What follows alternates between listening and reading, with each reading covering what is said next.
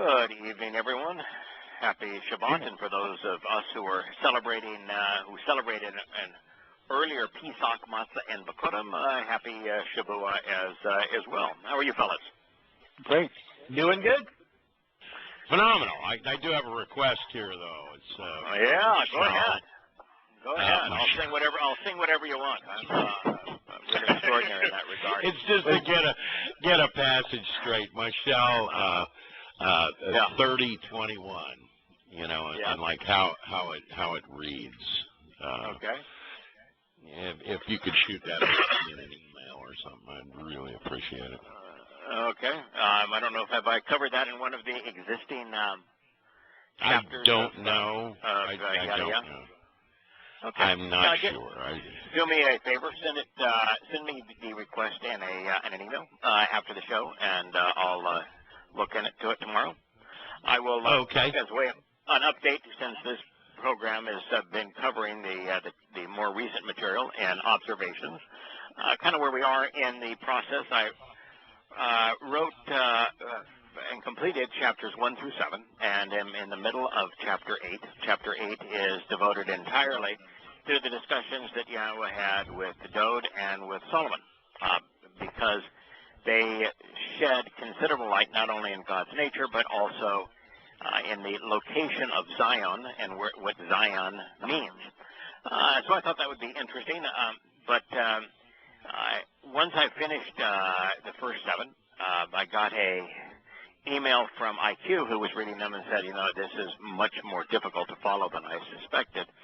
And it was mainly because I was doing something that I started in, I believe it was probably Questioning Paul, where I began the practice of putting a summation of the passages that we had considered in an amplified fashion at the end of each page break, or each section. And IQ's suggestion, and I think is actually a good one, is to change that practice and put the slimmed down, trimmed down, non-fully amplified passages of whatever the section is that we're going to be discussing and dissecting before we dissect every word and do the full amplification. That way you kind of have the lay of the land, you've got a perspective on what God is saying, and then we go in and analyze each word. So I went back and I have rewritten, therefore, 5, 6, and 7 in that format, and I'm about 3/4 through rewriting 1, which is now an 80-plus page chapter in that format. And I will then do 2, 3, and 4. And the primary reason for doing 1 is the faith format, isn't it? Pardon? Yeah. Chapter 1, isn't that faith, I believe? No, it's fatherly advice. Chapter 1 is fatherly advice. It introduces the book, and it also dissects the entirety of Proverbs 6, Mashal 6. So that one has become an 80-page chapter, so there's a lot of material in it. And, fatherly advice. I got it right here in front of me. I'm sorry, I read something about faith in there. I knew it wouldn't be about having faith. No. It's called fatherly advice. Okay. So it's an interesting. I think it's an interesting chapter. But anyway, the process now is to try to redo all of the chapters in this format, because I think that this book is focused on where we are now and advice that is pertinent for our time. That we'll have new readers that will jump in, and this book was written based upon where we have all come. And, most of us now have participated in the process of Yada Yahweh and Introduction to God and Questioning Paul, and have read them through multiple times. And so I was making a lot of assumptions that people were already up to speed in all of it. So if you tried to jump into the middle of observations for our time, it was difficult sledding. So anyway, that's the process. When we get through at least the 7th chapter, get them all edited, we'll post them on a website and link to them from the other chapters. So that's where I am. It's why I haven't sent out new material, as I've been spending all the time trying to enhance and clarify and improve the existing chapters. Anything else that's new and different with you guys?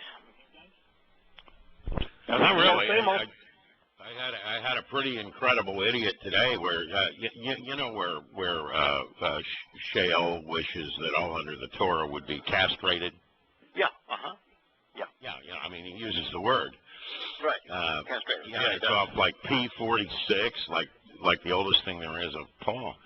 And I shared this. I shared this with a person who tap dances for Paul today, and she said, "Well, you need to read what's before and after that." She claims he's Torah observant. I said, "What the hell difference would it make?" If you want the whole thing, I can give it to you. I told her that. I said, so wishing that all under the Torah would be castrated is still somehow pro-Torah. Yeah. Of course, then Paul also says that I am Torah observant among those who are Torah observant, even though I'm really not, to gain an advantage over them. And I'm not Torah observant, which is what I really am, among those who do not observe the Torah. And I am a Jew among Jews, and I'm a Gentile among Gentiles. I am whatever and I lie to gain advantage. Right. So I lie to get an advantage. So and of course the truncated version is I've become all things to all men, which is pretty wild. So what that means is that Paul is a fake. He's a fraud. He's a liar.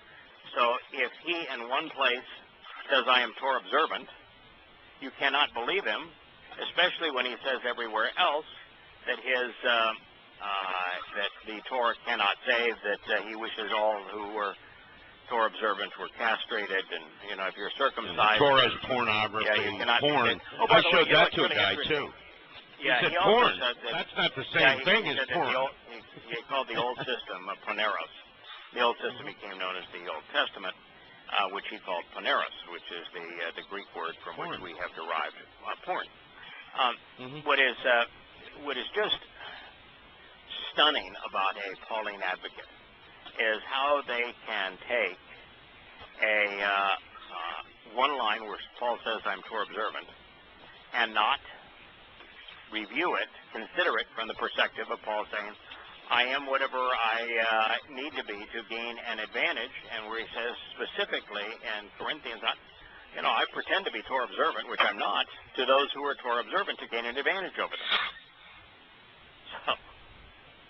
I'm with you here. I don't understand how they're. How could you defend Paul when he says that the covenant, which is memorialized on Mount Sinai, which would be the Torah's covenant, is of Hagar and enslaves? Why would anybody in their right mind side with such an individual? Why would you tap dance for him? Why would anybody in their right mind side with an individual who admits that he's demon possessed and brags about it? I have no idea. I really have no idea. By the way, wouldn't if somebody's in a 24-hour prayer service, that's what he claimed, right? How could anybody who follows Paulos even hope to be saved? There's nobody in some prayer stance, trance for 24 hours a day that I've ever seen in my life. Nobody. It's not possible. Yahweh tells us that we should continually and constantly observe his Torah. How do you observe his Torah when you're yabbering in prayer? Well, I don't believe he tells us consistently we ought to listen to him. How do you listen to him when you're talking? Well, you can't. Only one way: keep your ears closed, and keep your mouth closed, and keep your ears open. It's stunning to me. I mean, by even holding on to Paul, they're admitting they're dead. I mean, really. And so, who was Proverbs 6 and 7 and Shabbat 1 and 2? What's about Sheol, pal? Who were they talking about? Death. Who is this individual named Sheol that claimed the Gentiles as his exclusive domain? What is it about this man being the plague of death that they all don't get? Oh, I asked her that too. I said so let's forget what Paulos had to say and how I'm misinterpreting being castrated. I said, why don't we look at Shabbat? I threw it up there, the whole thing. She goes, well, these are done through poor interpretations. I said, well, let me tell you something. This group that I work with did these interpretations, and they're off of Dead Sea Scrolls. Now what? There was no way. By the way, these are not interpretations; they are actually translations. But these translations are verified in the text that presents them. That's right. So that you can. And if they're so poor, please point out an example of where they're wrong. Yeah. By the way, since Yahowah in Shabbat devotes 2 chapters to Paul, why don't you point out where everything that is there is wrong and doesn't pertain to him? Good luck with that. Yeah. Why don't we just listen to Yahowah as opposed to get angry at numbskulls? It begins, toward you, and the you is capitalized here. It is toward Yahowah. There are cruel lies and a great injustice, a proliferation of errors, which lead to death and destruction. So you must continuously withhold salvation. This is a phenomenal opening statement. First of all, Yahowah in Shabbat 2 tells us specifically that Shaul is the plague of death. So by saying that this proliferation of errors leads to death and destruction, the person that is proliferating the errors must be Shaul. It's pretty straightforward in that regard. Now, it also says that because of what Paul said to annul the Torah, to get people to disregard the Torah, that Yahowah cannot save them. Cannot, will not, is unable to save a Christian. There isn't one Christian on planet Earth who has been saved. Ever. That's what this says. You must continuously withhold salvation. It was written in the imperfect. And by the way, God does not say that on behalf of Yisrael or Yehudah. When it talks about their rebellion, it's always written in the perfect. It's bad. It's total and complete. But it will come to an end. As it relates to him being unable to save those poisoned by Paul's errors, sorry, it's written in the imperfect. I think when it comes to Paul's errors, you get so much into religion that it's whatever it is with Judah and Yisrael. One thing they do know is that Yahweh, many of them realize he's not a religious deity. Some of them don't. The religious, really super religious ones don't, but most of them do, or many of them do. Between 60 and 65% of Jews today are agnostics and or non-religious. It's only about 35% of Jews today who are religious. Now, the Jews today who are religious have been hoodwinked by the likes of Akiba and Maimonides. But that is a minority of Jews. And the reason, there are 2 reasons, maybe 3 reasons here, that the Jews are approachable. One is that they're bright. As a race, they're bright. As a race, they know that there's something about God, their people, and the land that is extraordinary, that's worth investigating. And since most are not religious, and most approach things rationally, they're far easier to communicate with than are other people. Yeah, I've found that. Yep. Now, that's not exclusively. And there's a lot of Gentiles now that are pretending to be messianic types and to be, they're blending two religions of Judaism they don't understand very well, combined with Pauline Christianity. But all you're doing there is just blending numbskulls. Lies and injustice are conspicuous to me, and they are related.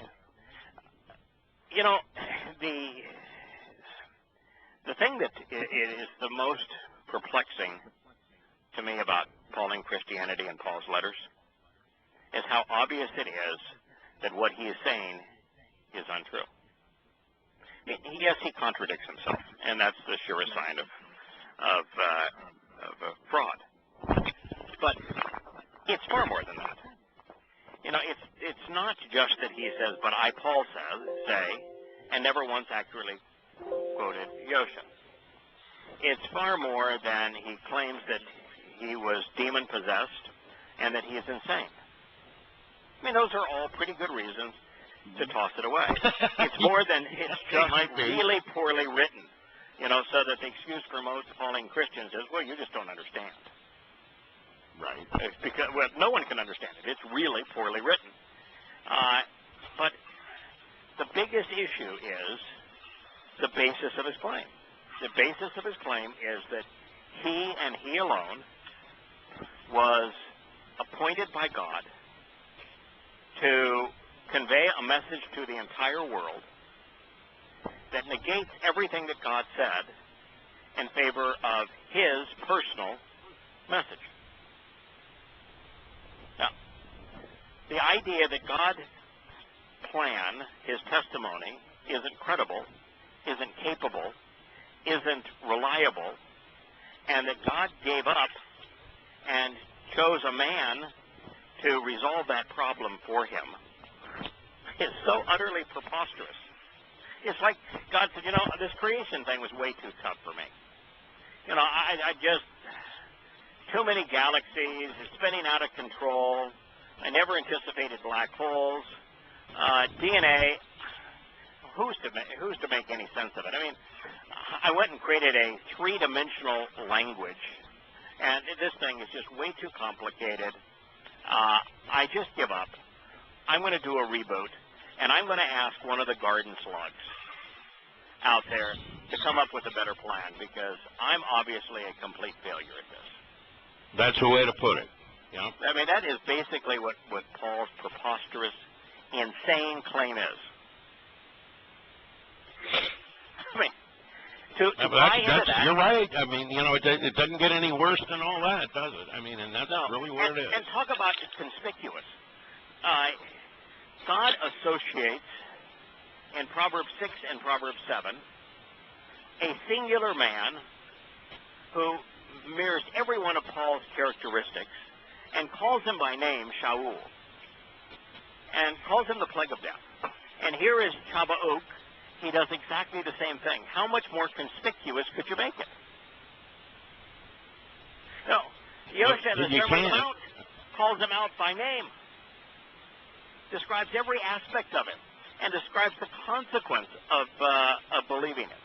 He does it again, and that was his first public speech. In his last public speech, which is his open letters in Revelation, he does it again in his discussion of Ephesus, which is where Paul and John fought over who was telling the truth. And, you know, Yosha says, you know, the good thing about you folks in Ephesus is that you've clung to what Yahuwah has told you, your first love, and, you know, you have not believed the false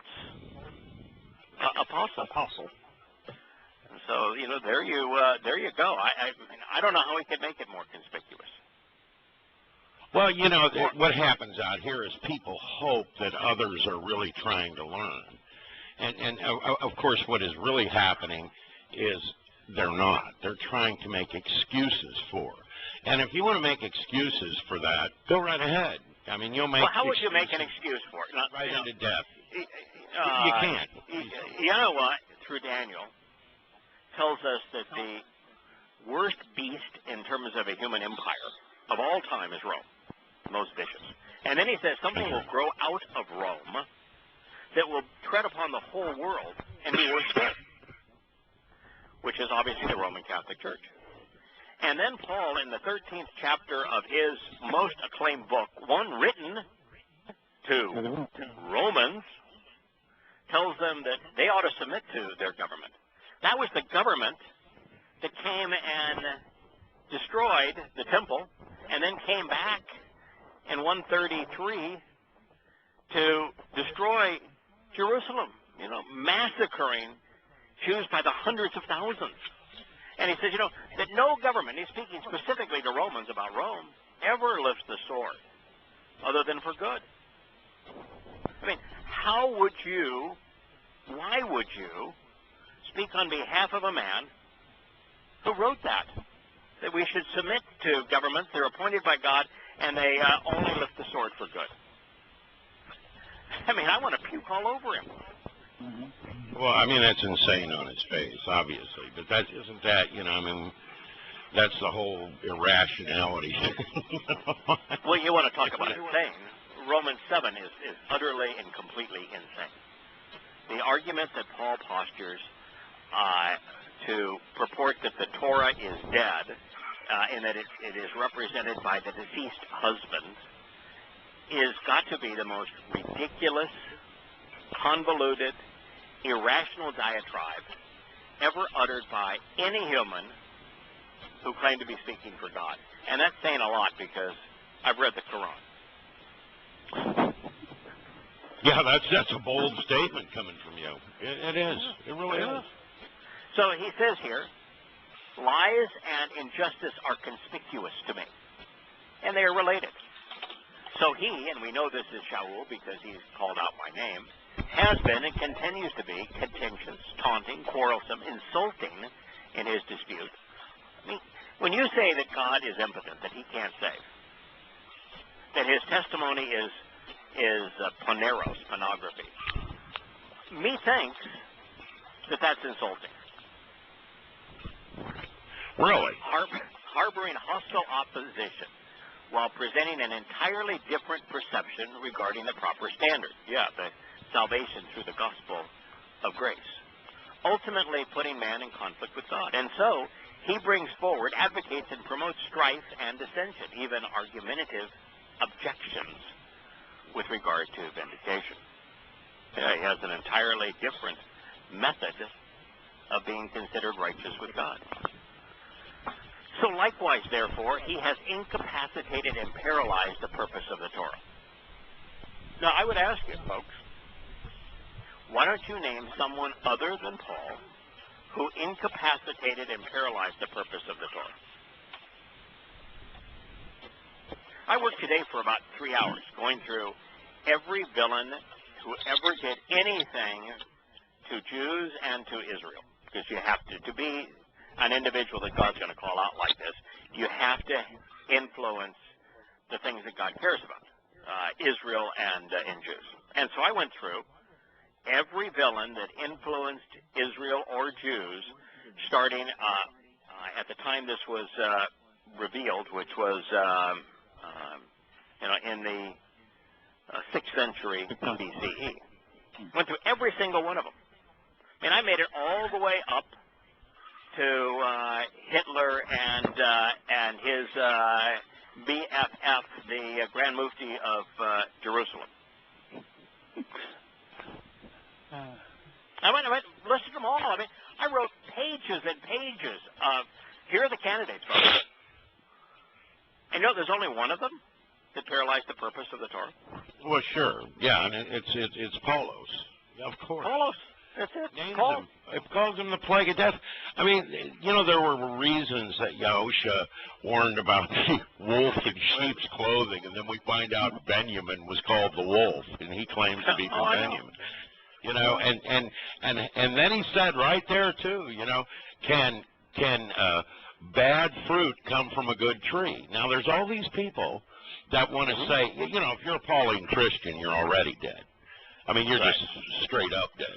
Right, but, you know, if you're somebody trying to hang on to what the messy antics teach, then what you're saying really is that, well, Paul's just misunderstood. Well, let's see, he's the founder of the Christian religion, and then I would have to ask you, can, you know, bad fruit come from a good tree?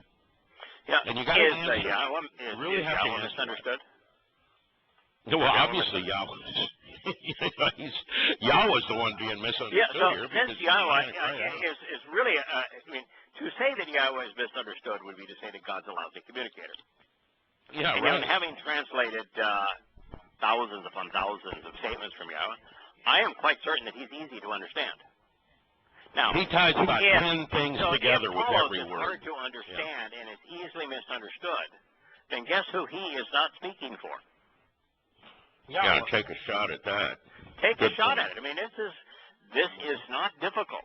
Lies and injustice are conspicuous to me, and they're related. So he, this is Shaul, has been and continues to be contentious, taunting and quarrelsome, insulting in his dispute, harboring hostile opposition, while presenting an entirely different perception regarding the proper standard, ultimately putting man in conflict with God. And so he brings forth, advocates, and promotes strife and dissension, even argumentative objections with regard to vindication. Boy, is that man argumentative. I mean, he is so argumentative in his letters. What a disgusting, insecure egomaniac. So likewise, therefore, he has incapacitated and paralyzed the purpose of the Torah. He failed to uplift and convey the glorious and eternal approach to vindication, whereby disputes are justly resolved. Paul, says, if you're counting on Passover to save you, you're done. If you're circumcised, you can't be saved. Well, he was circumcised. Yeah, of course. That means that Paul's in hell. Well, he's in hell, but it's so amazing. Not for that reason. Circumcised that his characterization of Christ can't save you. Well, newsflash. Paul was circumcised. As was his lover Tim. He failed to uplift and convey the glorious approach to vindication, whereby disputes are justly resolved. For indeed, wickedness encompasses and guilt abounds, hemming in the hopeful. Boy, that's the nature of Christianity, the hopeful. In opposition to the righteous and innocent. Therefore, in this manner, his judgment regarding his ongoing means to vindication is perverted, distorted, twisted, and false. In other words, you cannot trust Pauline Christianity. Paul's letters are Can I ask you something here real quick? Sure. Yeah. Remember when you were talking about how you went out and you went from 25 cents an hour to $2 million a year just because you asked questions? You remember that? And you listened? Remember Yeah. that? Yeah, I did. Okay. This just talked about the hopeful. Let me ask you, did you ever go on a sales call when you were, back then you were probably a Christian, and it was sort of a wing and a prayer? That wasn't ever a good feeling, was it? No. You were hopeful something might happen because, you knew damn well it really wasn't going to. It wasn't going to happen. No. Right. If you have 5,000 experiences and 4,975 are horrific, the 19 that you have laid out for today aren't looking very promising. Right. Yeah. So that's the hopeful out there. They really are. Those are the people living on a wing and a prayer, and that ain't good. If you get down to that, let me tell you, you need to change. I'd much rather be prepared and be convinced than to be hopeful. There you go. Yep. Witnesses among the Gentiles, that would be us, folks. Those who are actually observant, that would be us, folks, and thoughtful, are astonished and astounded, amazed and surprised that indeed this work will be and now has been done in our days that is not found to be credible, even when it's written down and he is held accountable. Even when it's written down, right here. Yeah. I mean, I don't know how we could be any more open and clear. And, the revised version of Questioning Paul is 1,200 pages long. And, if we were to add all the stuff we've learned since then, like, for example, Proverbs 6, Proverbs you got 7, another 200 pages at least. At least, yeah. We're up to 1,500 pages. Again, people need to really, really take this in. It's really good that we're doing this here. It's really good because what we're doing hasn't been done in thousands of years. I mean, this is important work. Do you think that Yahowah shared this information about Paul, hoping that no one would ever figure it out or ever share it with his creation? Or do you think he did it? He wrote all of it all written down specifically for us to do what we're doing? The latter of the two. Absolutely. He's the biggest fan of what we're doing.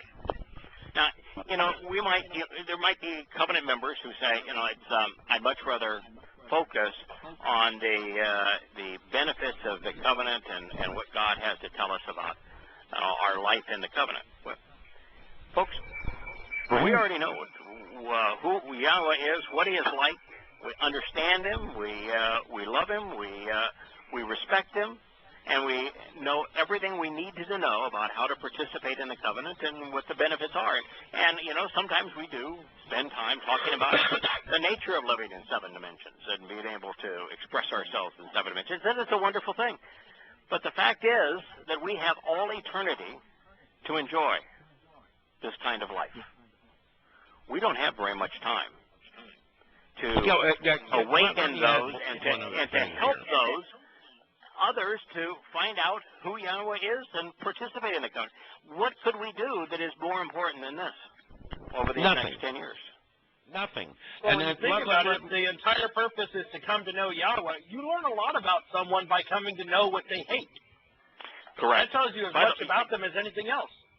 Correct. But on that line, that had I not written Prophet of Doom before approaching questioning Paul, I never could have done it. It isn't until you really understand what God hates, who the adversary is, how deceit functions in religion, it makes it really difficult to distinguish what Yahweh is offering by comparison. So, when you read a Bible, you have no idea of these things. You really don't. It all just sounds like a bunch of religious mess. I mean, none of it's straightforward. It all talks in circles. But I have to tell you that the very people that tap danced for Paul and claim he was really a Torah loving man, these are the same people that don't understand that 7th dimension. They really don't understand the mitzvah. They don't understand Yahweh's nature. They use terms like command.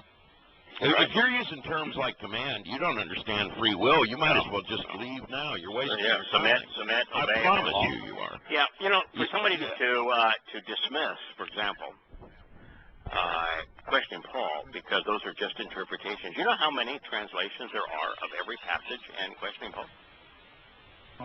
Five, right? Of every single passage, I provide one. One comes from the Nestle, Allen, and Linear. One comes from the King James. One comes from the New American Standard Bible. One comes from the New Living Translation. There are 5 translations of every single passage. Pick your poison.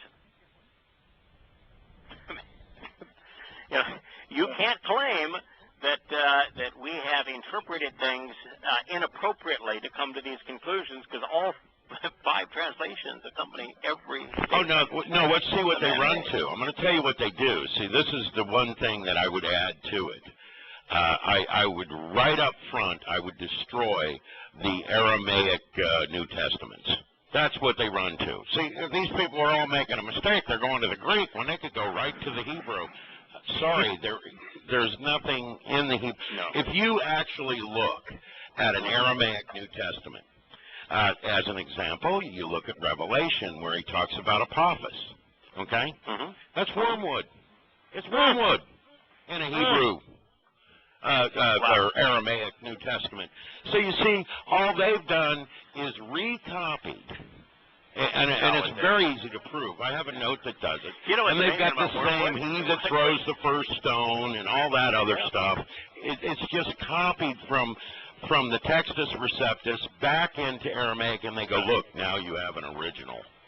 There you go. That's the thing that they do. That's it. And of course, the eyewitness accounts verify that the language he spoke was Hebrew. Right. Now, we don't have, you want to go back to the original, guess how many copies we have of the disciples' text, Matanya and Yahowah? I don't have to guess. It's 0. In Hebrew. Zero. I wish we had one. Yeah, I know I you wish do. we had, a Hebrew copy dating to the 1st, 2nd, or 3rd century of what Yosha said in Hebrew. That would be great. I'd love that. And the likelihood of it being copy edited would be slim because of the fact that so few people continued to speak Hebrew after the two Roman assaults in 70 and 133. So it wouldn't be molested like these Greek translations are, where there's more errors than there are words. But we don't have it. And since I'm just telling you that's the story shoveled out. It was shoveled at me so many times. I went back and made a note that proved, look, this was added in the 8th century. This is in your Aramaic fairy tale story. This was, look at what they did here in Revelation. This is 68 CE. Yours is 6th century. Look what you've done. You didn't go to the 6th century. You went to 1515. And all this is you think because you copy a lie down in Hebrew to soften the lie, that makes the lie somehow less. And it doesn't. It doesn't. No. As we're seeing here, Yahweh's telling us all about Sheol right now. Larry, how do they deal with the fact that Paul never quotes Yahusha, and Yahusha almost is always quoting the Torah? They don't, my friend. They don't. They just simply don't. They simply are just obstinate asses to the last of them. And that's why Yahweh said, you could know everything you wanted to about Yahweh, couldn't you? And if you hung on to Paul, would you be dead? According to Shabbat, you would be. Because he said, you're just sauce for the goose, pal. Yeah, that's it. Your booty. He is the plague of death. Yep. So this says, rather, this is now Yahweh speaking. Look to me. Pay attention to me. Standing upright, established, and restored against Chaldea, against Babel, the corrupting confusion of Babylon, against the Bible, the country of heathens and pagans that is disagreeable and poisonous, impetuous and senseless. Now, the reason he associates this with Chaldea, which is Babel, is twofold. One is almost every aspect of Pauline Christianity is Babylonian. Number two, Yahweh will constantly associate Shaul, Paul, with the whore of Babylon. Right. And so this connection is being made right here. Satan is associated with Babylon in Yahshua 14. And throughout the Proverbs, particularly 6 and 7, Paul is specifically associated with the whore of Babylon. So that is why he has the reference here to Babylon, a country of heathens and pagans that is disagreeable and poisonous, impetuous and senseless. He makes his way to the vast expanses of the world as if an inheritance, taking possession of the inhabited places that are not his. Well, that's pretty straightforward. Who did this besides Paul? Who claimed that the world was his? Paul. Only Paul. Terrible, dreadful, intimidating from his decision, the lofty status he sought, the plan he advances and spreads. God's not pleased. Then at that time, he will actually go with a new and completely different spirit, exchanging the existing spirit for a totally dissimilar spirit. Yeah, Pauline Christianity is all about the spirit. It's everything he does is of the spirit, where everything Yahweh says is of the flesh. It's just the problem here is that the spirit he talks about is the spirit of Satan. He will become arrogant, meddling, intoxicating, and alienating. He is totally guilty and will actually suffer punishment, genuinely enduring recompense for his acknowledged offenses. For this is the influence of his God. This is Yahweh speaking. When Yahweh says this is the influence of his God, we ain't talking about a real God here. God has just said that Shaul, the father of Christianity, is going to be punished. If the guy that wrote half the Christian New Testament is in Sheol, being held accountable for his offenses by God, what are the chances that there's any Christian that believes him is any place other than either dead or in Sheol? If you believe the man that God has condemned to Sheol, you ain't going to heaven. It's just a killer, isn't it? It is just a killer. And it is so obvious. For this is the influence of his God. He speaks of his God all the time. It's just that his God is Satan.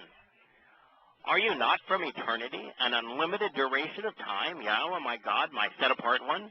You cannot die and cannot be killed, Yahweh. Concerning this, judgment is what you have appointed for him. Because what's Pauline Christianity about? God died on that cross. God died for your sins. You got to believe that God died. So what is diminished manifestation of God? Again, you know, that's like Moby Dick killing Herman Melville, or as you say, Mickey Mouse, wiping out Disney or somebody. It's just so stupid. Let's accuse Mickey Mouse of taking out Walt Disney. Yeah, it's just dumb.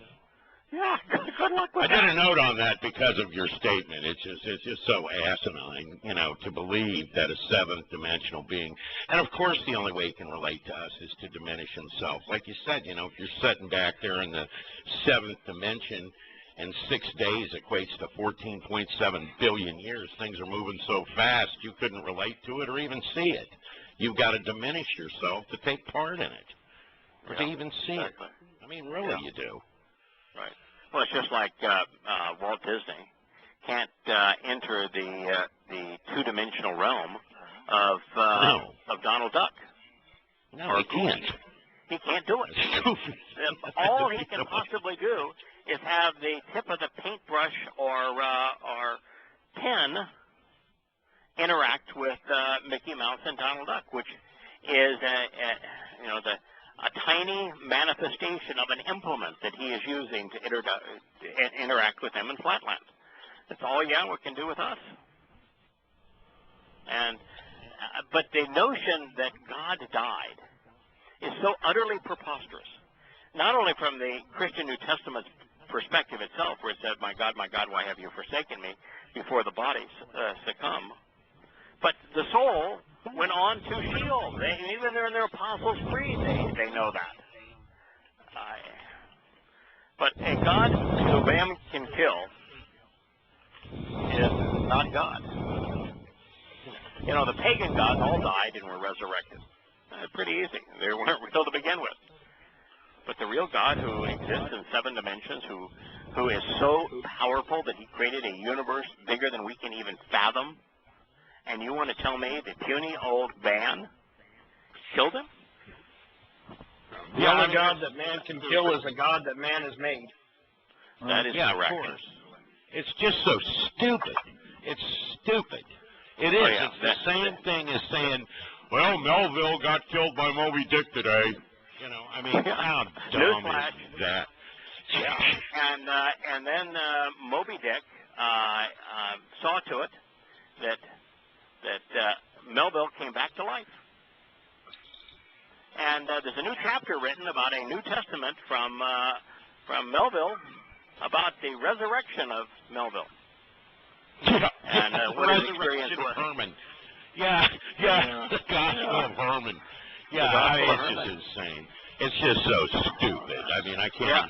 Once you start thinking about it, once you know the path, it's just a comedy, isn't it? It is. It is a comedy. Just a goofy. Yeah, like but don't you read that when you're reading this? I mean, Chabuk is like, what?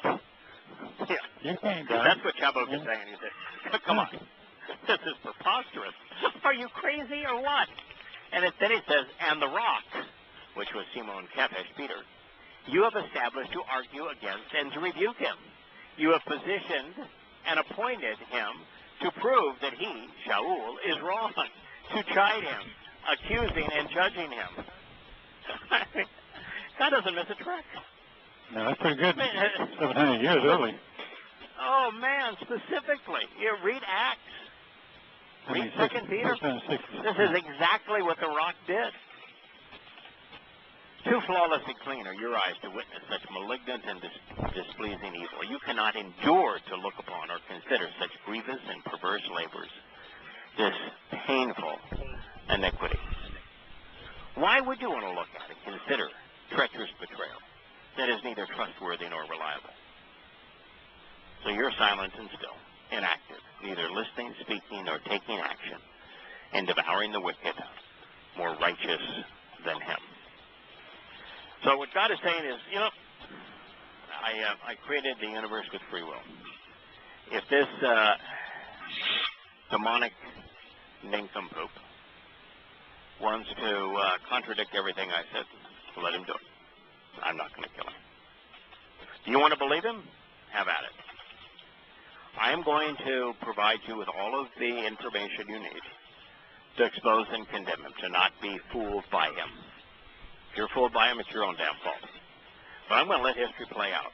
And then I'm going to make certain that Babylon and everything associated with Pauline Christianity is ultimately destroyed and wiped off the face of the earth. Between now and then, I'm going to sit silent on it. And after he wrote this, the only thing that he would say again was said by Yahusha, and through the chasm of time, Yahweh has remained silent. This is really the first time, I think, in 2,000 years that God's message against Shaul has been proclaimed. Yeah, it's a beautiful thing what we're doing. By the way, I had a guy this week, and I hate to keep throwing this stuff off, but up here. But I had a guy this week where I explained to him, Babel, Babylon, Biblical, holy, confusion, Babel, all of it. Mm-hmm. And then I showed him in Deuteronomy where people are, Davarim, words, so words matter, and where he says clearly we're not to take part in advancing or memorializing or paying tribute to pagan goddesses that I didn't speak. Right. And he says, you're arrogant that you would tell people not to read the Bible. You're arrogant. And I said, let me tell you what arrogant is. Arrogant are people like yourself who decide that Yahweh's words are not as important as your thoughts. That's arrogant. You know they're that turned around? Here's Yahweh's words. They're direct. They're straightforward. There's no way to get around that. I mean, really.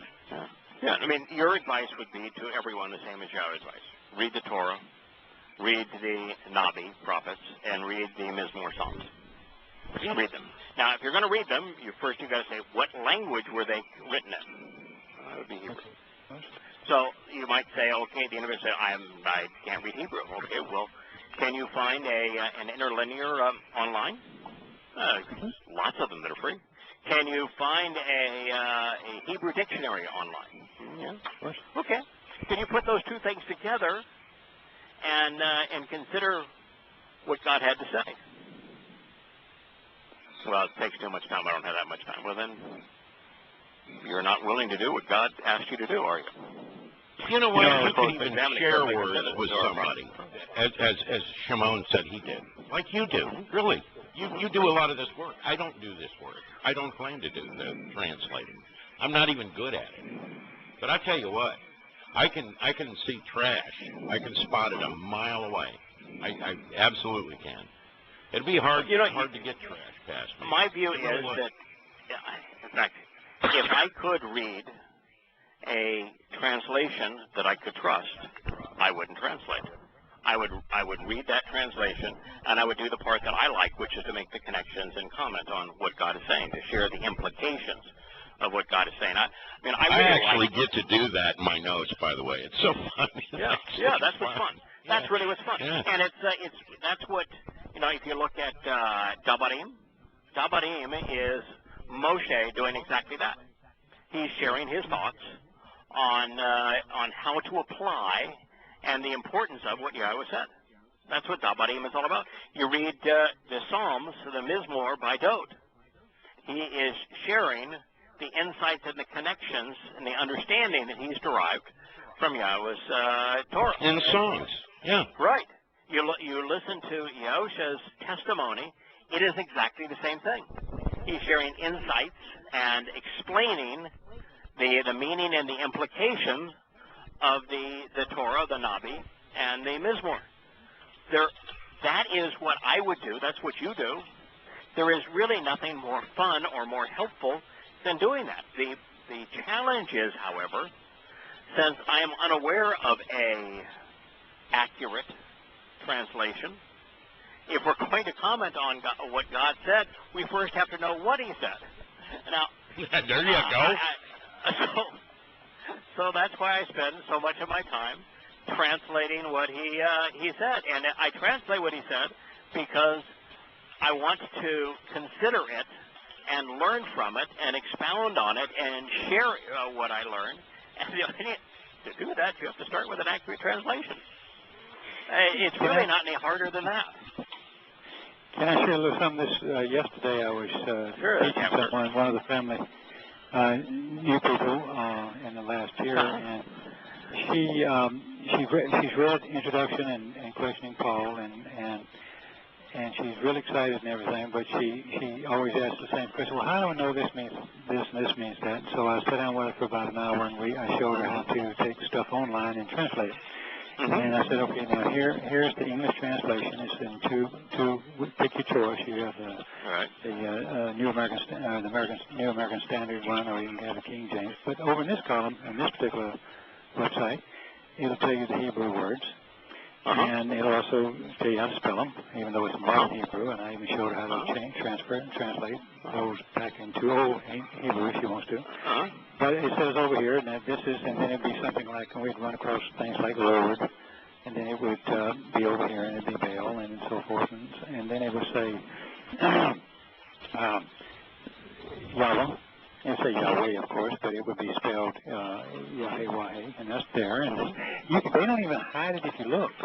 No, it's not. If you have a little bit of knowledge of 100 keywords, right, and probably not even that many, but 25 of them, you get pretty close, and you've read, and you got your perspective right, reading Intro to God or something, one of these, or Yada Yahweh, and then you went to even the basic thing on there in 2 or 3 lexicons, because I can go about 5 or 6 of them and pretty much find every single word just as you.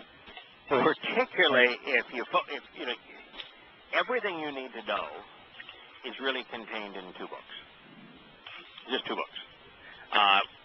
Bereshit, and so if you were to translate the first 20 chapters of Bereshit, and then you translate the core of Shemot, Exodus, if you just translated 10 to 20 chapters of each of those 2 books, everything you need to know is there. Yeah. You don't need to know anything beyond that. Right, and it's also interesting that while, like I'm right now, I'm translating Yahshua. A 100-word vocabulary won't get you very far in Yahshua. Now, most of the words that he uses are used by him, and they appear a couple of other places, but his vocabulary was really extensive. Yahweh kept it really simple in the Torah. Yeah, with 100 words. With 100 words, you can understand everything you need to know in the Torah. Yeah. There's 20 words that are really important, but 100 words collectively, and that's how easy this is. About 100 words, and you will understand what God is like, what He's offering, and how to respond to the covenant.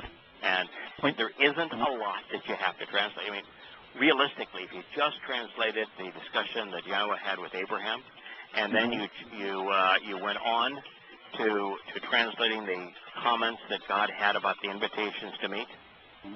Right. If you just did that, which you could do all of that in probably a month's time if you devoted 2 or 3 hours each evening to it. You wouldn't need a big vocabulary. You wouldn't need a lot of tools. No. You'd have it.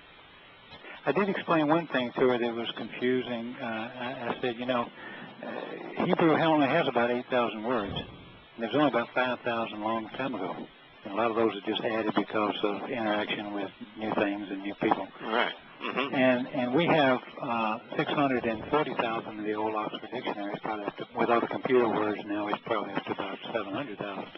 And I said, so they have so many choices, they can twist it any way they want, but when you go back to the Hebrew words, they pretty well know, we pretty well can find anywhere you look, that's what it means. That's what it was. Yeah. Yeah. And so simple and straightforward language. Right. It really is. Yeah. And some of the words that are so visually important, like you get a word like tzedak. It's typically translated righteous. Which is kind of has a little bit of a religious connotation. I don't mind the word righteous because it is it means right. But tzedak means upright and to be right. Yeah. And so it's right. So tzedak is a visual word, and so many of the Hebrew words are visual. Like even Berith, when you look at the letters that comprise it, it is so clear that it is a relationship that is family-oriented, and that we're being invited to a home. So, I think that the language is extraordinarily graphic and illustrative and clear, and this is, it's just not hard, and God gives you His story so many different ways from so many different perspectives. And it's always the same. You know, it's just a different angle to look at the same testimony or a restatement of it. And so it just builds your knowledge. So then God says, upon my requirements, this is amazing. Upon my requirements and responsibilities, I've decided I will literally and continually stand. And I will choose to always stand and present myself upon that which protects and fortifies. So God is saying, okay, here's that Pauline Christianity says that there's a new God and a New Testament and a new covenant with entirely different bases. But God is saying, upon my requirements, what are God's requirements? That we use His name and we don't. Right. Yeah, we love covenant. Right. Yeah, and by the way, He has requirements beyond the covenant, which is 5 in the covenant. He has the 7 requirements that we listen to and answer His invitations to meet with Him 7 times a year. He requires that we do not diminish the importance of His name. And those 3 in the first tablet are pretty big. Right. That's right there in the mitzvah. I mean, right. That you don't add to or take away from the Torah. I mean, there's some requirements that He has, but He says, but you know that those requirements are not just binding on us, but on God. And God says, okay, upon the requirements that I've laid out, I'm going to take my stand. I'm going to continually stand relative to those requirements. And my responsibilities, you know, and when it comes to Yahweh, He has some serious responsibilities. We don't have many. I mean, answering His invitations and responding to the requirements of the covenant are pretty minimal stuff. But the requirements He makes to give us what we're going to get is nominal. Yeah. I mean, there's greater requirements to get hired as a job applicant somewhere. Yeah, we have to kind of show up and get the present.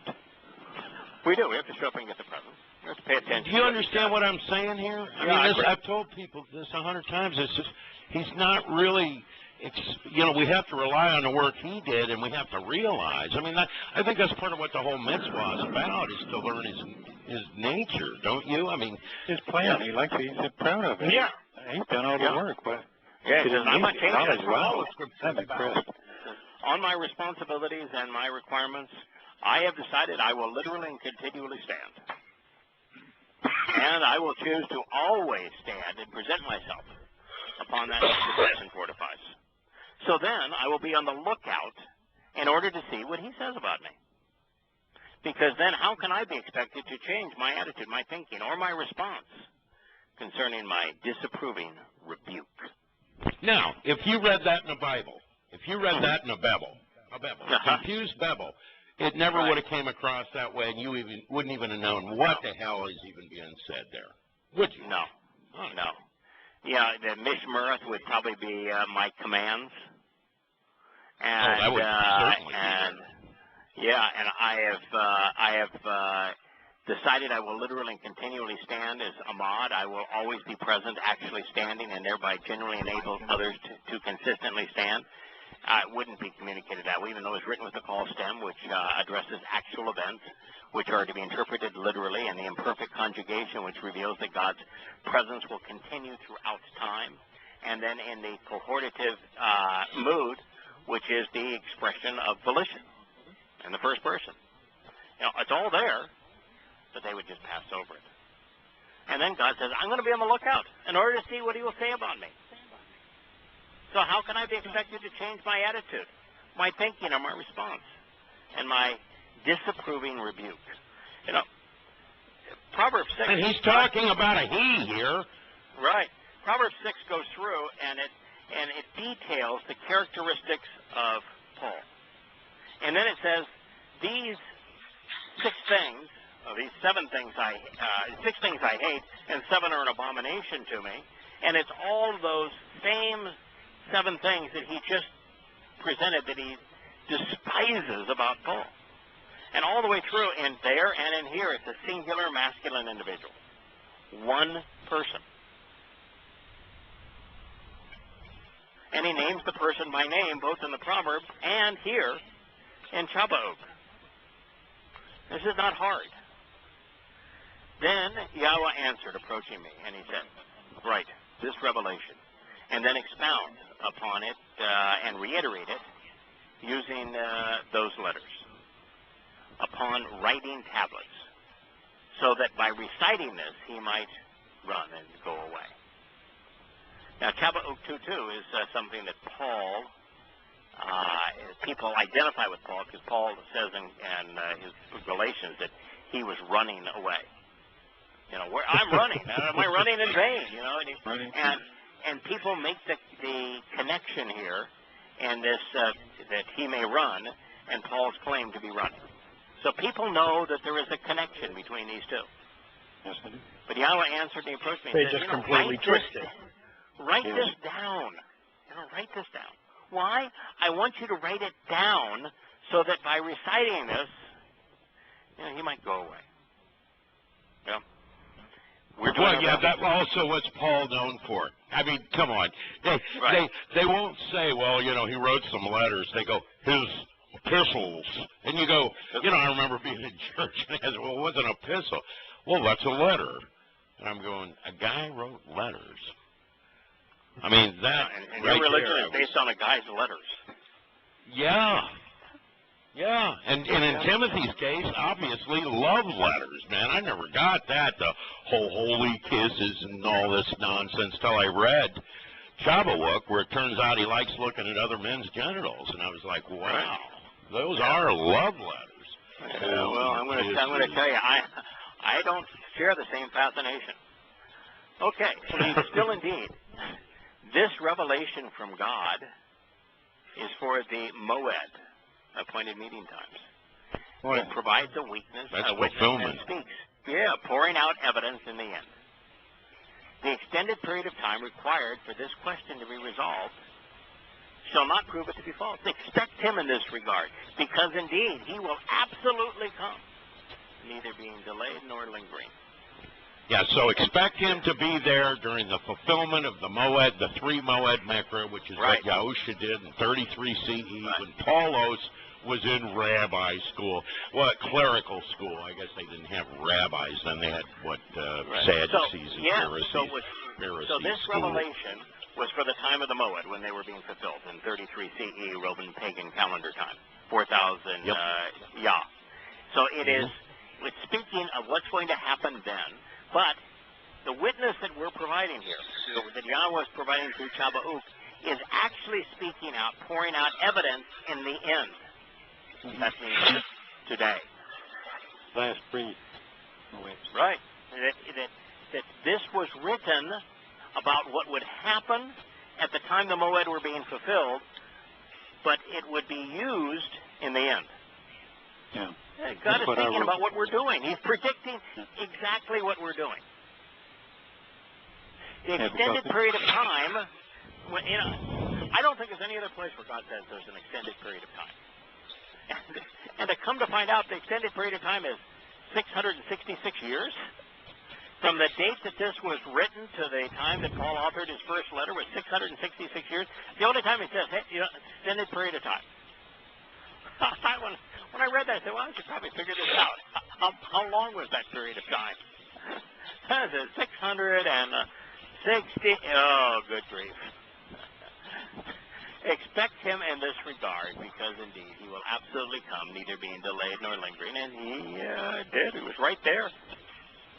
You know, like Ugly and a Monkey, right there. Pay attention. He's all over it, wasn't he? Oh, man, he was all over it. I mean, when you read Galatians, I mean, he stepped into it with both feet. Pay attention. He will be puffed up with false pride. You know why it's false pride? Because Paul was grotesquely insecure. Yeah. He knew he was a pile of crap. He knew it. Mm-hmm. Yeah, no, he knew it. He knew he was a total dick. And I'll tell you something about this clown. He reminds me, the people that follow him remind me of him. They really do. Everything about them is read your Bible. Puffed up. Go, wow, how are you going to throw men's words at me that are named after a sun goddess? How could you possibly do that when I've shared these words with you? Yeah, why don't you tell me where Yahweh says that he has a Bible, and why don't you look at the closest Hebrew word? And there's one Hebrew word that's written identically to the Bible, Babel. And that word is introduced often. And what does God say about it? He says it means confusion.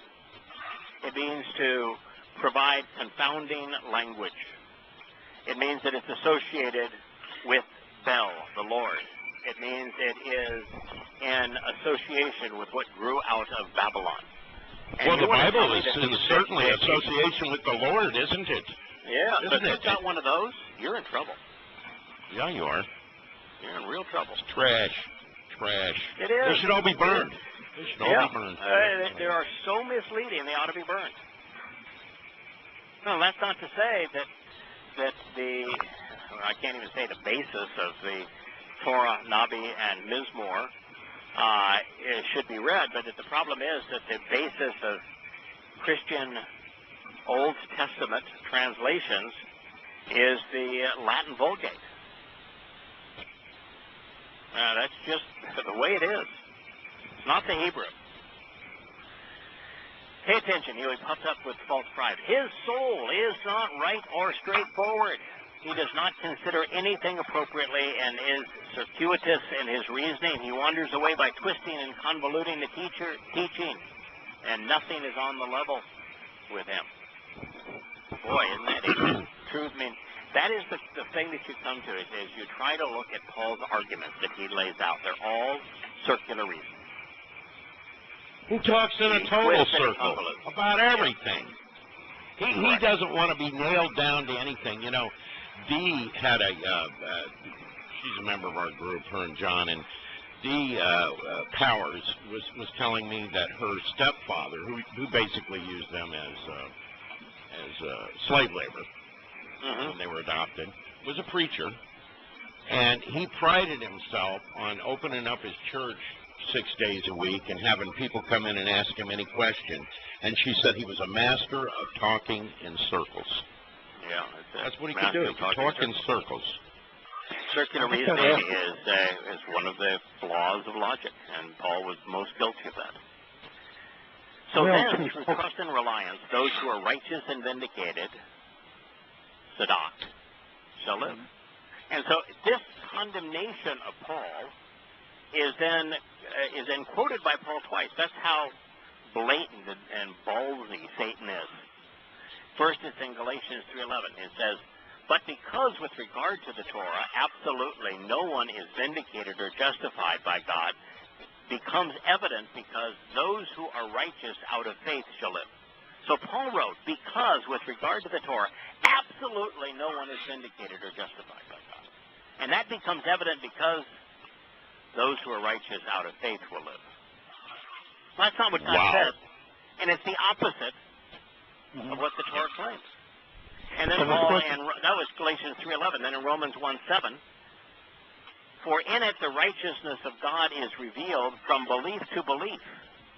as it has been written, the righteous shall live by belief.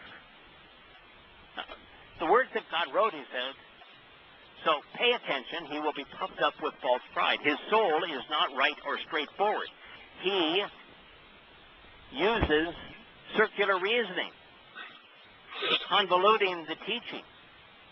So then, as a result, it's through trust and reliance, ba'amunah, by being firmly established, confirmed, and upheld by that which is dependable and steadfast, always truthful and reliable. Those who are tzedak, right, righteous, vindicated, innocent, shall live.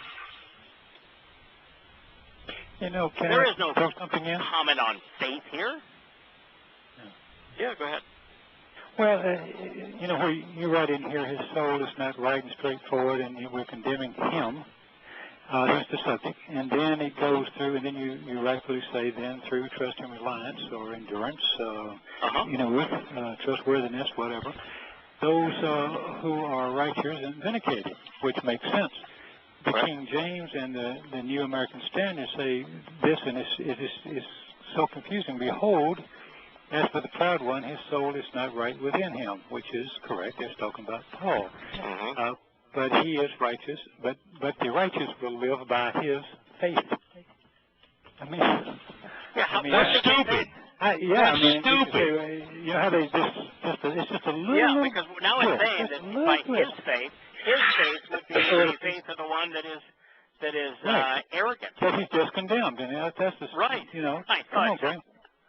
Come on, folks. I'm sitting here. By the way, you know, there are those who would say that Shabbat 1, 2, and 3 is condemning Babylon somehow in Chaldea, and therefore Satan, and that it is condemning of this thing, and that it's Sheol, not Shaul, and then so I would say is there any possibility that Sheol, which is a place, has a soul? No. Is there any chance that Babylon, which is a human being, not another place? The places don't have any of that stuff, so. Right. No. So you can't get there that way. You can't get there. No, it's this. He speaks in circles. Yeah, Sheol doesn't speak. No. Sheol doesn't have an ego. Sheol doesn't claim to be appointed to speak to the Gentile world. Sheol did not arrive on when the Moed were being fulfilled. Not at all. No. Nor did Babylon. But Paul did. Yeah. I mean, that's not even, you can't even argue that. No. I mean, that's not even a... And to think that in Galatians 3:11, the pivotal position, I mean the fulcrum of all of Pauline Christianity is presented in Galatians 3:11. It is the passage that the pastors in New Zealand were citing to prove that the Torah was over, that it was a done deal. On the radio in New Zealand, that caused our good friend Dode, our Kiwi farmer. I know Dode. Yeah, to say, obviously, one of two things is true. Either they're misquoting Paul, or what Paul said is untrue. You know, would you look into it? Well, you know, 1,200 pages letter with questioning Paul, we figured that one out. But this is the place that it all falls apart. That where Paul deliberately misquoted the prophet who was exposing and condemning him. I mean, I don't know how you get to a more linked, connected condemnation than when the person being condemned misquotes what was said about him. To actually create the fulcrum upon which his religion is predicated. Then it goes on to say, moreover, because of the intoxicating wine and inebriating spirit of the man of deceptive infidelity and treacherous betrayal, he's a high-minded failure. He will not rest or find peace nor live, whoever is open to the broad path associated with Shaul. He said are it. like the plague of death. Yeah. But it's a lot more than him just naming Shaul. And for those who say, well, why do you think that Shaul is Paul? Well, Paul 3 times gives the account of what happened on the road to Damascus, and all 3 times he says that flashing spirit called him Shaul, Shaul. There is no question that his name was Shaul. Shaul. And there's only 2. Yeah, they Shaul. say Saul, don't they? They always say Saul when it's Shaul. Right, but Saul, they know the name is Shaul. And that it says here that he's intoxicating. When Yahweh speaks of intoxication, he's always speaking of demonic spirits. Intoxicating, inebriating spirit.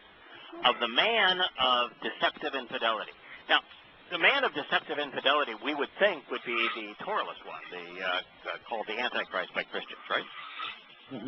That is the spirit of deception. He just said that this person has an intoxicating spirit. So now this would be a man, and by the way, it's Gerber. Gerber is an individual human being, a Gerber. So this is a man with an intoxicating spirit. Now, and it is very possible, and I think this is the case, that it's the spirit, the intoxicating and inebriating spirit, is of deceptive infidelity and treacherous betrayal. So this man was possessed by a spirit that is deceptive and treacherous. Is what caused him to be a high-minded failure, an arrogant, meritless, presumptive failure. And then, so first of all, we've identified this is Paul, and it explains that Paul was demon-possessed. But then it says that for all of those who are open to his broad path, didn't Yosha speak about the broad path that leads to death and destruction when he was sure did. Emphasizing the problems associated with religion, and particularly the religion that annuls and discredits the Torah? He says, that's the broad path that leads to death and destruction. Well, he didn't make it up. He was citing Shabbat. And he even said that broad path, which was specifically presented in Matanya as the broad path that leads to death and destruction, was the path that annulled the Torah. And now he's associating that broad path with Shaul. Every connection you need is laid out right before you. He and his soul, so it's not Shaul, because Sheol, does not have a soul, no. The plague of death.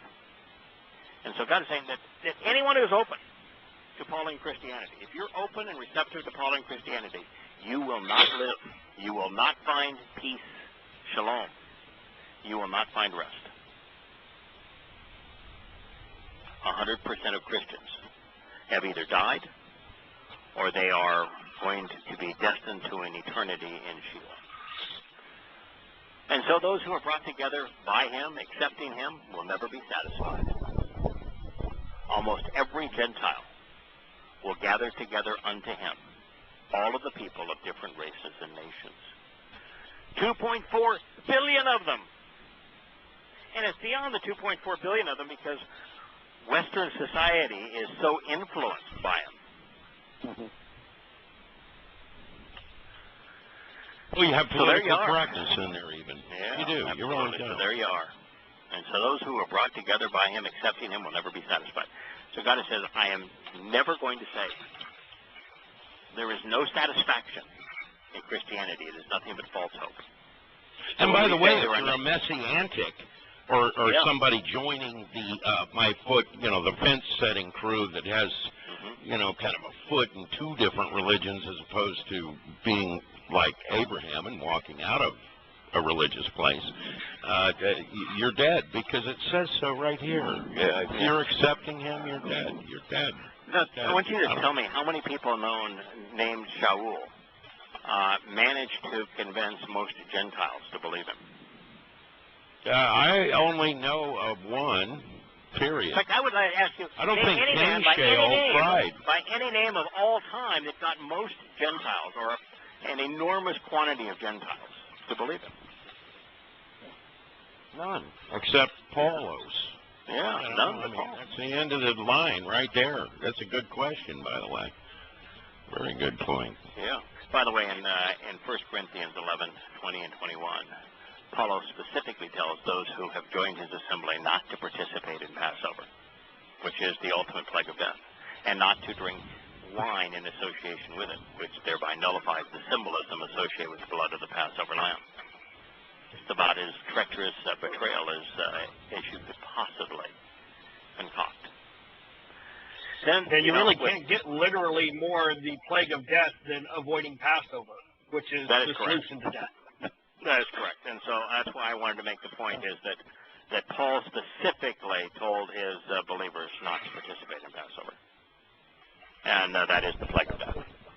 The moment you think that Passover is about God dying, as opposed to the sacrificial lamb opening the doorway to life, the moment you make that mistake, it's over for you.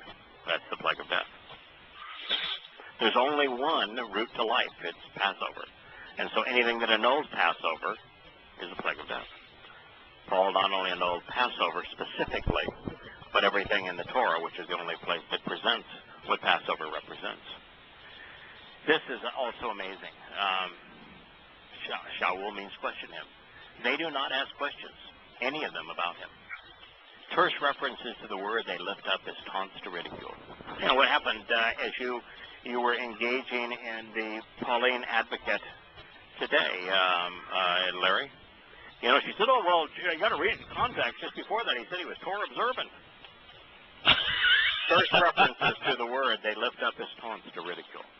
Yeah, yeah. Yeah. I don't care what he said before it. I don't care. Once you say that somebody under the Torah should be castrated, I don't care what you said before that. That's like a guy that says, but, you know. Yeah. I only care what you said before that if in fact it helps me prove emphatically that you ought not trust him. And if you're advocating him, then I don't care. But if you're somebody who has got an open mind and says, "Could you resolve this for me?" Okay, I'd be happy to do so. You know, and the line of "I'm Torah observant," you have to view from the Corinthians proclamation that I just pretend to be whatever serves my interest, even though I'm not these things. And there you go. And but you'd also say, well, I mean, what you just said, how can somebody who's Torah observant say don't observe Passover? How many people? Torah observant and not she'll say Passover? that was a rewrite. She'll say that was a rewrite. See, they run right to their Aramaic. We have proof in the Aramaic. You know, I mean, these people aren't looking for the truth. They're looking to defend a lie. So so in the Aramaic, Paul is no longer the plague of death. So does the Aramaic nullify Yahweh's prophecy? Yeah, right. Yeah, apparently. I mean, I showed her Shabbat, and she said, "Oh, well, these translations are purposely misleading." I said, "No, they're very highly accurate. And they're DSS, dear." You know, I mean, you know, if you want to show me what word's wrong, we can debate it if you'd like. You know, I mean, I lay that right out to them. Show me the word that's wrong. Yeah, show me the word. word. Show it to me. Right. Yeah, tell me that malitkach, which is elusive words and mocking interpretations. Show me that it does not mean derisive words wrapped in enigmas and arrogantly spoken. No. Come up with a different definition if you want to say that's not what it says. I mean, what you just said, how many people do you know named Sheol that many Gentiles from all over the world follow? Name one. In history. In all of history. Right. And in that context, it says that he's the plague of death. Absolutely. So it's not only that he alone fits the bill, it's that the bill is a death warrant. You ought to care about that. There are hard and perplexing questions that need to be asked of him. So they should say, "Woe to the one who claims to be great so as to increase his offspring, acting like a rabbi, neither of which apply to him. For how long will they make pledges based upon his perceived significance? Isn't that what they do? They go to church and give money and pledge, make pledges, oaths, and every other damn thing. Of course. Yeah. Yep. Based upon the significance of Paul's letters. Yep. And yet they it's not never based upon the Torah. That's right. No, there isn't a single Christian that questions Paul. Once you start to question Paul, you can't remain a Christian. Oh, they'd boot your ass out of the circus. You know that. Oh, yeah, well, you'd leave just by doing that. Well, but, sure. here his name is Question Him, and God says there are hard and perplexing questions which need to be answered. We're talking about a barb. They don't even question him, and his name means question him. Oh, God, I love that. It's kind of funny. He loads himself down with thick mud. So why not quickly, for a short period of time, rise up and take a stand? It wouldn't have taken much to show this man is filthy. It really wouldn't have taken much, and Christianity would never have existed. But unfortunately, very few people take the time to deal with the mud that he tracked. Even back in the day, there was so much Gnosticism and nonsense. I mean, every other person wanted to be a spiritualist or a Gnostic. Oh, of course. That's how he got away with it. Right. That's exactly how he got away with it. Y'all got to remember, the Romans worked out all the Torah. Religion and mixed them all together. And little Roman religion and politics. What the resulting brew was, of course, highly desirable because it mirrored everything that they had already been misled to believe. Sure. What did you say, Kurt? I was just saying, at that period of time, and after Paul, they started destroying the Romans were destroying all the Torahs up to 133. Right. So if you want to say, well, you go look to the Torah, where are you going to find it if you don't want to get burned up with it? Yeah, well, the Torah wasn't really burned until... Well, no, I mean, they wrapped people up with it, they would kill you if you had one. That was in 133 that Hadrian did that. Now, so, is there a possibility that in 70 it happened as well? It could well have been. Certainly we know that the rabbis, because it's recorded in the Talmud, tried to destroy copies of the testimony of the witness account of Matanya. And so it was the rabbis that hunted them down. And so they have a whole discussion about what do we do with it, because it has the name of Hashem. It has Yahweh's name, was written all over in Matanya in Hebrew. And they burned them. So the rabbis are discussing about, we need to destroy these, but how do we destroy them? Because they've got Yahweh's name in it, and we've made a pledge that we wouldn't destroy something that has Yahweh's name, but we've got to destroy this because it's just devastating to our religion. And so there's a whole discussions in the Talmud on how to deal with the Hebrew text of Matanya. So the rabbis... Why did they destroy it? I thought they burned them. Maybe they did. Well, that was what they finally came up with, even though that was in opposition to their religious doctrine, which the reason we have the Dead Sea Scrolls is because rabbinical types and religious Jews were of the belief that if something had Yahweh's name in it, that you could not destroy it. And so they put when they became too old and fragile to be used, they took the documents, the Torah, the Nabi, and Mizmor that contained Yahweh's name, and they put them into these masonry jars. Right. So that's the reason we have the Dead Sea Scrolls. And so as the rabbis were discussing Matanya, as it was written in Hebrew, they're saying, it's got Yahweh's name in it, so we should do the same thing. We should, bury it in clay jars, but we don't want to give it that kind of treatment because this is so in opposition to our religion. So what are we going to do about it? Can't let them stay. We can't bury them in jars, so what are we going to do? And they decided to just burn them.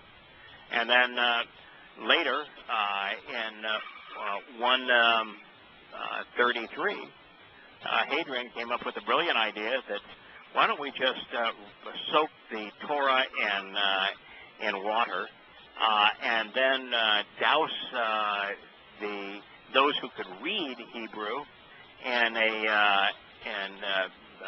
petroleum, as pitch was available at that time, and then we'll slowly roast them alive.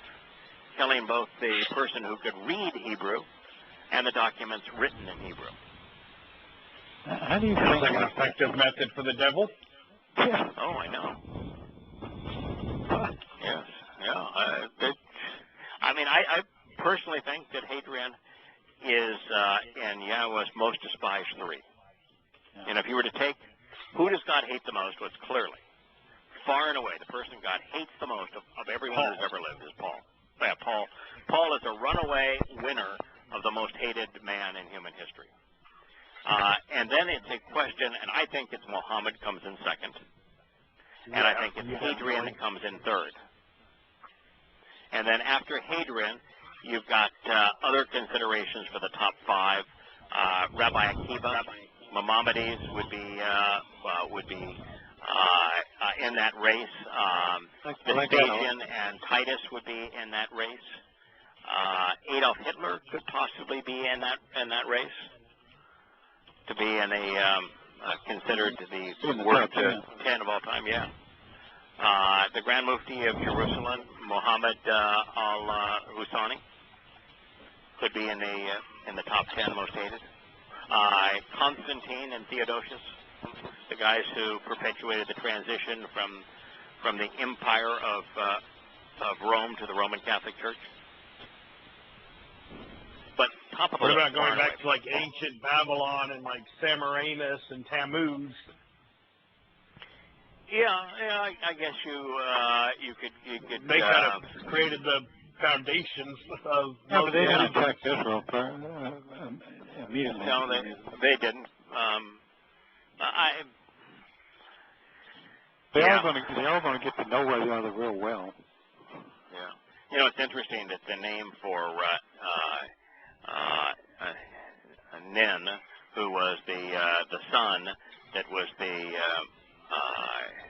Nimrod of first Babylon, that his name is still known because there's the Nineveh province in Iraq.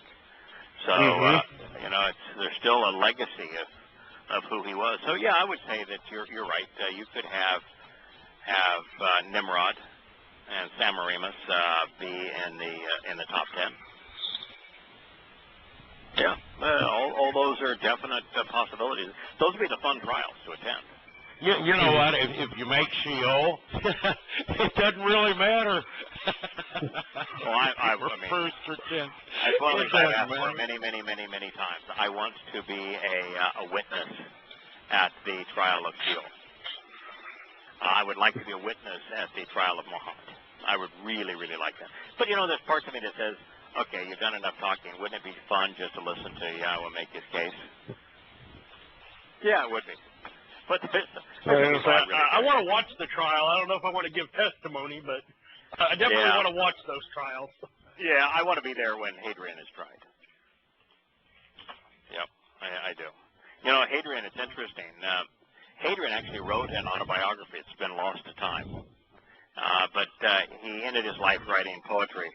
Most of his poetry, of course, was his expressing his love for he had a gay sex toy that he traveled around the world with, and most of his love was expressed for his twisted little friend. This seems to be a theme with these people that are follow the beast. You know that, and even Muhammad, even though he had a harem of women. Women were to abuse. I mean, he used the harem of women strictly to abuse these women, and he wrote specifically about how homosexuality would be no longer treated as a stigma in Allah's paradise. So, he goes through great descriptions of the young boys in Allah's brothel. Yeah. Hitler was really twisted in terms of his sexuality. Yep. So I think it's quite common. Paul was twisted in his sexuality. I think it's pretty common with these boys that it is a common trait, and their mistreatment of women and their adoration of men is all something that reveals an aspect of their character. Yeah, and it's a really weak character because, and that's why there is always an attack on women, and women are to not be sexy. Women are to be covered and sort of barefoot and stupid and cooking for everybody and that kind of thing. All that Puritan stuff. Yeah. I mean, this is what happens. You know. Well, we have made it to really a wonderful spot, and what I think is the most revealing, precise prophecy in the whole of the Navi prophets. So why don't we pick this back up next week in the same spot, and we'll continue through Shabbat. Like a plan? Yep. After that, we're going to have two chapters that deal expressly with Yahshua, and the opening two chapters of Yahshua are extraordinarily revealing. So we have a lot of material yet to cover. And it appears that I'm going to be able to stay ahead of it, even though I've backtracked a lot to try to rewrite some of this. But actually, I really love the new format. I've been going back through it now, and I really like this format. It helps, and it flows, and it's just really accessible. Yeah, that's one of my. Well, I mean, that does count. A lot of times when I'm doing a note, I got to take those out. I can do it to where the dark is there, and I've got to where I read it that way. In between, but maybe some. Yeah, and and my issue is I read it that way too, but most people are still distracted. So I think taking out the Hebrew and just having the dark and not overdoing it, and you get the gist of what's being said, and then you augment it. I think it's a much more effective way to communicate. So, real quick question. Next Friday, we're with Scott. We're going to be in number 6, or we're continuing here? We're continuing here. Okay. Yeah, we're continuing here. Oh, the other thing we still have is, of course, we still this. So we're going to go from here to Yahshua, Isaiah 1 and 2. And my hope is to eventually end up all the way at Yahshua 14. I might be really old and really gray by the time I get there. That was my hope. Well, you got something to keep you busy between now and I really found harvest.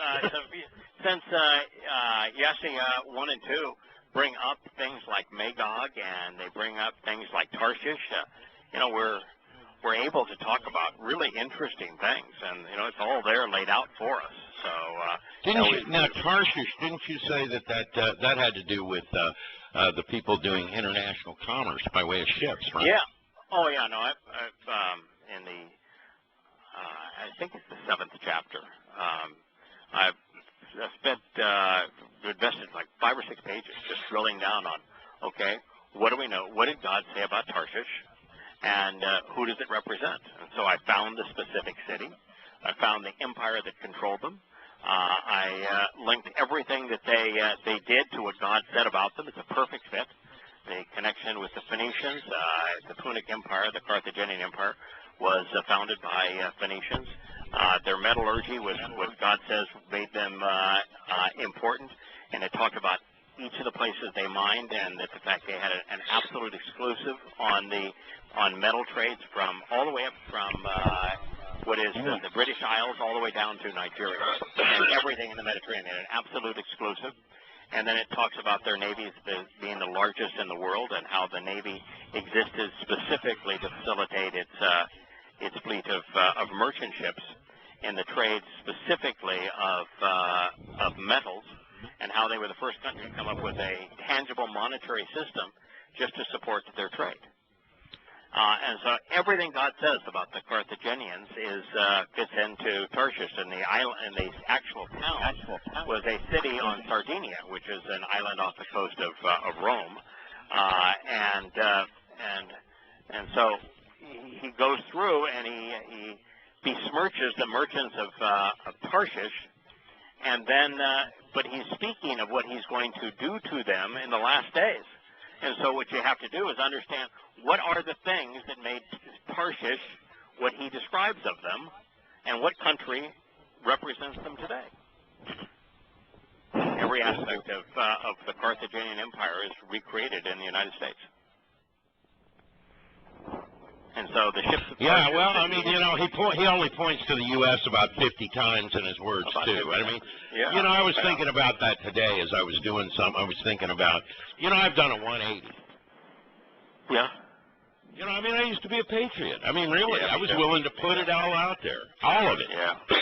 Believe me when I tell you that. Yeah. And and now here I stand out here in total opposition. In opposition. But I think that having been wrong and being passionate about being wrong provides us with a much more effective means of exposing and condemning what we formally believe. We didn't, it's not like we were communists and therefore all of our lives have been opposed to capitalism and therefore we're just finding what we were looking for in Yahweh's testimony and just applying it to what we always believed. What we found was the opposite of what we believed. Yeah. Right. And, I mean, I was thinking in terms of the military and the U.S. and the great Navy and all that. But, I mean, here's you the were real a Marine, truth. right, Larry? No, I wasn't a I've ever Marine. met more patriotic people than the Marines I know. Yeah. Well, we used to train them. They were very good at shining shoes, was our perspective on that. Bullet catchers. Yeah, they were cannon fodder, that's for sure. Yeah. But if Babylon does its job, that's what people want to become, is a bullet catcher. You know that. I mean, that's the shtick. I mean, that is it. Yeah. And everybody goes for it. To die for your country. Or your religion. I mean, well, there's no greater love. It's that old story. It's misquote after misquote, and misconception after misconception. And this is how the whore wins. I mean, this is how it operates. It's always the same. It's I mean, we sit here and we look at Yahweh saying, and so through trust and reliance, those who are vindicated shall live. And then we got Sheol down here going, well, it's through faith in what I'm telling you, and of course. That's total arrogance, and it's totally wrong, and it's ass backwards, and faith has no part in reality, as we know. That's like having faith that you're going to go out there and beat that 25 cents an hour before you knew what you were doing. It just doesn't happen that way. Yeah. And when it gets down to that, you're in trouble, buddy. I mean, what faith typically does is it causes you to continue to do that which doesn't work. Right. You pursued a failed path. So rather than believe I could do the same thing and get a different result, I instead said, what can I do differently that might cause a different really result? good result? Give me the 50 cents an hour. Yeah, and give me the 50 cents an hour. No, it said, okay, well, my talking is not getting it done. So what's the opposite of talking? Listening. Let's try listening for a bit. Let's try that. Make that out of Yahweh, everybody. That works good, too. Let's try that. Yeah, and it applies to Yahweh. If we do a little listening, it might work. Pray without ceasing, that's Paul, or continually listen to and observe what I have to say. That's Yahweh. Yeah, I don't know which way I'm going to go with. I'm going to know. Yeah, but it's always the same shtick, isn't it? It's just like that. It's just, you point that out, in Bereshith. He even had Towrah misquoting Yahweh. Yeah. Satan did. Correct. And this is exactly what this is about. But because with regard to the Torah, absolutely no one is vindicated or justified by God, because becomes evident, because those who are righteous out of faith will live. And then Yahweh says the exact opposite.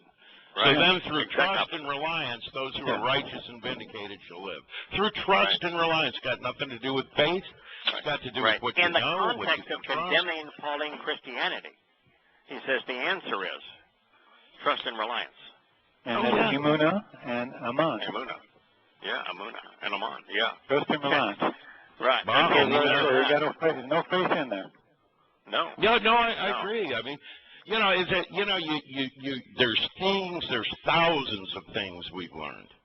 Yeah, there thousands. are And, I mean, we can't even. We could sit here for the next 15 hours and be amazed at what all we've learned in the last 10 years. We sit on top of a mountain of jewels. I know. A mountain of jewels. I mean, don't you feel like that when you go somewhere? You're like the only guy with any real knowledge. I mean, I really feel that way. I do. I don't mean to be arrogant. I just feel that way because I know it's true. No, listen, I feel like there a lucky is guy. a pride that comes That's from being associated with Yahweh, from knowing Yahweh, Yep. from knowing the Torah, from understanding who He is and what He's offering. There is a sense of real satisfaction. There's a confidence. There is a sense of purpose. There is a I mean, I'm proud to be part of Yahweh's family. That's a way to put it.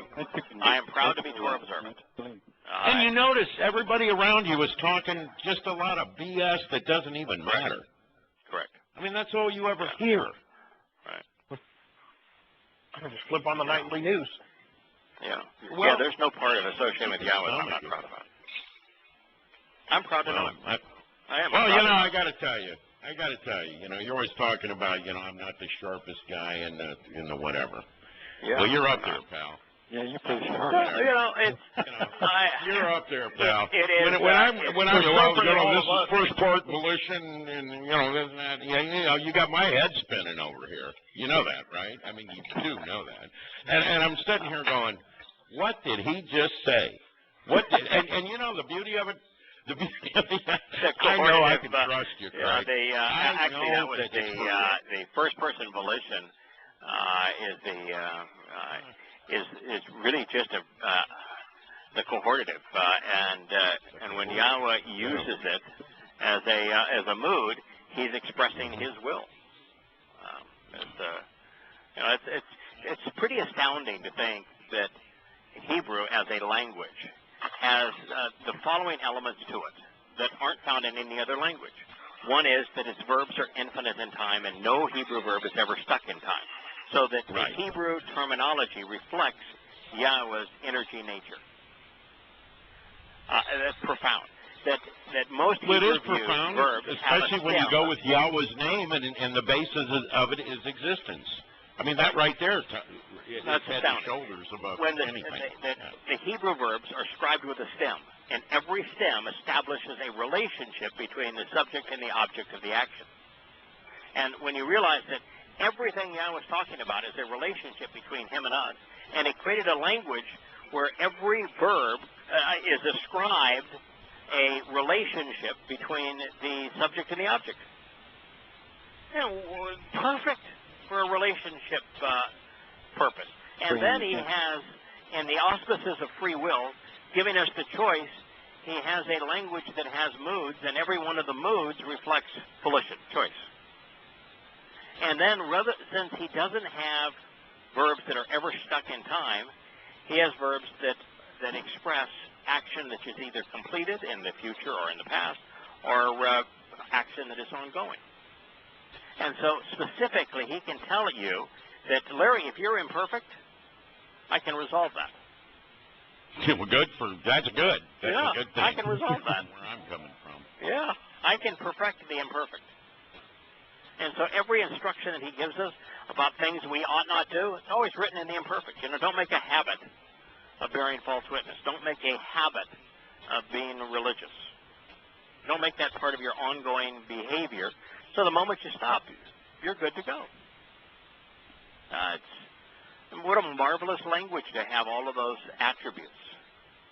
And then have that language conveyed in letters that paint pictures. Right, so you can and it's affirm the what the words roughest mean. thing. That's the roughest thing. That's what we always fight. When people first step into the covenant, they believe me, they fall right in love with the fact there's no command and obey structure. Right. Yeah, it's actually fun to watch. It's fun to watch. I'm sure you've seen it. It's so liberating. It's so releasing. It's so empowering and invigorating to be in an environment where there is freedom, teaching and guidance, freedom, and total and complete freedom. And even when you're in one of the great finds we came across was the fact that we're going to have Torah inscribed inside of us for eternity, which means that we have the freedom to go off and explore and do, but yet the guidance to do something stupid. And that's clean things up. Right. Yeah, like getting sucked into the black hole thing. Yeah, it might be sucked into the black hole. Yeah, and that's because we've made a decision from the start. I mean, if Yahweh comes up and tells me something, you better believe I'm going to believe it. I'm going to listen. Right, I'm going to listen. I'm going to actually follow that instruction. Well, it's not a violation of free will if we are asking for him to do it. Right. Well, correct. We want if we choose, right. If we choose to listen to him and act upon what he has said, that's still an expression of free will. Listen, I'm looking forward to exploring the universe with him and apart from him. And when I'm apart from him, I want to make certain that what I am doing is consistent with what he thinks is in our best interest to do, so that when we come back together to celebrate the Shabbat each week as we explore, what I share is going to be relevant and not stupid. I'll go off and do something that's stupid, and come back, to the meeting and say, "Oh, there's that win again." Why is he an idiot? I got it. No. Yeah, actually, I had a friend that was the retired NCO of the Air Force. Really, I mean, you got 100 generals, but you have 100,000 enlisted guys or more, and you only have one NCO of them. Right. And I'm telling you that we went to watch space shuttle liftoffs, and we got our asses kissed by 2-star generals. Jim McCoy is his name. Yeah. And he was one of the smartest men I ever met. And after I had, gotten to know you and saw what you were sharing and so forth, I said, this guy's the smartest guy I know. I mean, really. I mean, I don't mean to... The last thing I am is an apple polisher or ass kisser or anything like that. I'm not. When I say something like this, I mean it. So, when you study Yahweh's Torah, you can't help but get smart. Yeah, that makes you smart. Smarter than everyone else around, actually. No other way around it. It's the source of instruction. If your teacher is the smartest being in the universe, and you're willing to listen to that teacher, and you're open to what that teacher has to say, and you enjoy understanding the teacher, based on that alone, how could you avoid being reasonably smart? And by the way, who are you being compared to? I mean, we're compared to morons that believe that Paul spoke for God. I mean, by comparison to the idiots, okay. We're certainly not claiming to be smarter than God. We're claiming that we are smarter than the average idiot out there because we've listened to God. Yeah. That's a reasonable. Yeah. That's reasonable. Yeah. I'm reading something from Melissa Williams here. It says, a real man never hurts a woman. I agree with that. Be careful. You make a woman cry because God counts her tears. The woman came out of a man's rib. And that's where I had to say, actually, that didn't happen. Yeah. Why do they make these stories up? Yeah. I mean, but the first part of that's true. True enough. The first part of it's true. Yeah. Now, it's not. Is it 100% always true? No. A Muslim woman is despicable. It's just despicable. And if a Muslim woman is out there professing Islam and is creating an environment where Islamic suicide bombers can become more successful, then, I want to stop her. I'd have to tell you, I've met some very, very, very sweet Shia women, and I promise you, they'll do more for you. They don't believe the Quran, by the way. They're not out doing this stuff. They're not Islamic. So they're really not Muslims. They're really not Muslims. Well, they're not good Muslims. Yeah, they're not Muslims by the Quran's definition. No, they're not. You can't be a good person and be a Muslim by the Quran's definition. But you can claim to be a Muslim and actually not be a Muslim by the Quran's definition and still be a decent person. Yeah, well, I mean, that's probably what I'm talking about here. Yeah. I've found them to be far more giving, and this is just my take, and more decent people than Christians, and more honest, too. And that's what I found. I know that shocks you. But again, that's not saying much. Well, that ain't saying much, is it?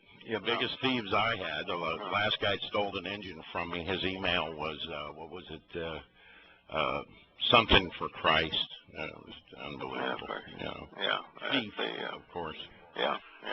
The worst people I ever met in business were Mormons. By far. I believe it. Yeah. Even Jerry Falwell, the founder of Thomas Road Baptist Church and the Moral Majority and all that kind of stuff, Liberty University, he said specifically that if he was hiring somebody to work on the church or the university, and they were a professing Christian, and they said, let's pray about it, he knew that he'd get screwed. And he said it happened every time. He says, I want to do business with a guy who is not going to pretend. Like me thinks he protests too loudly. I would always choose to do business with a person who is not religious, because the person who's religious, I can't. That's what God said. Don't you know that's true? That's oh, yes, of course it's true. Yeah, of course it's true. Yeah, they're all. Well, it's been my pleasure, but I just don't see Craig as the stupidest guy out there. He might be the smartest. Well, Yeah, well, it's he does spend a lot of time with a really smart teacher.